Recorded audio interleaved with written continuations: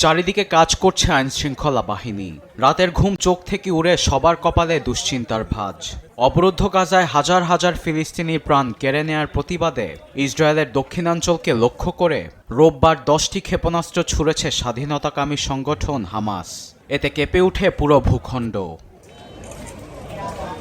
প্রতিরক্ষা বাহিনী আইডিএফ মিসাইলগুলো ভূপাতিত করার দাবি করলেও ইসরায়েলি গণমাধ্যম চ্যানেল 12 বলছে একটি ক্ষেপণাস্ত্র দক্ষিণের আশকেলন শহরে আছড়ে পড়ে। এতে আহতের পাশাপাশি ক্ষতিগ্রস্ত হয় কয়েকটি ভবন। চিকিৎসা দিতে চলে আসে জরুরি বিভাগ। পুরো এলাকা নিরাপত্তার চাদরে ঘিরে ফেলে আইনশৃঙ্খলা বাহিনী।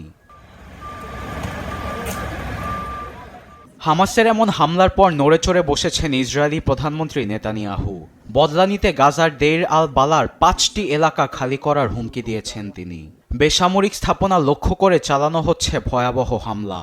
ঘটেছে প্রাণহানি, আহত অনেকেই। হামাসের এই প্রতিবাদের জবাবে উপত্যকায় আগ্রাসন আরও তীব্র করেছে নেতানিয়াহু। এদিকে ইসরায়েলি গণহত্যার প্রতিবাদে বিশ্বজুড়ে সাধারণ ধর্মঘটের ডাক দিয়েছে ফিলিস্তিনের ন্যাশনাল অ্যান্ড ইসলামিক ফোর্সেস। সোমবার পুরো ফিলিস্তিনের পাশাপাশি বিশ্বজুড়েই ধর্মঘট পালনের আহ্বান জানিয়েছে গোষ্ঠীটি।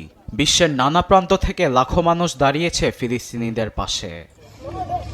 আরবেদ আফসার, নিউজ ডেস্ক, দেশ টিভি।